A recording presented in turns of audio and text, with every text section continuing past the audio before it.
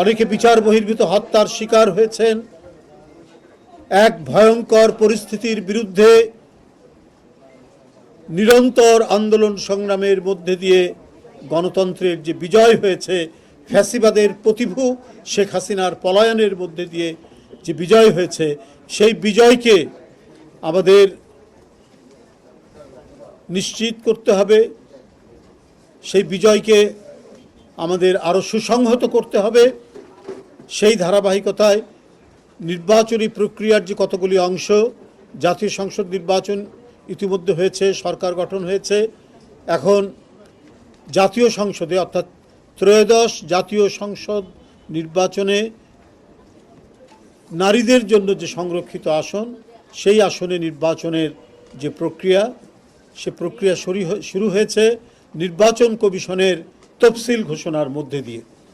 বন্ধুরা,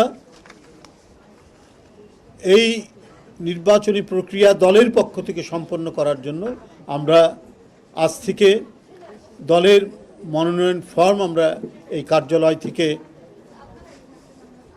শুরু করছি, বিতরণ আমরা শুরু করছি।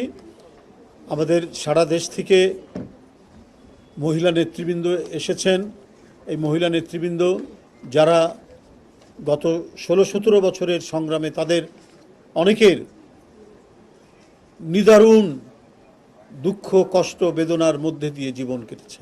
নিপীড়ন, নির্যাতন, মিথ্যা মামলা এবং কারাবরণ।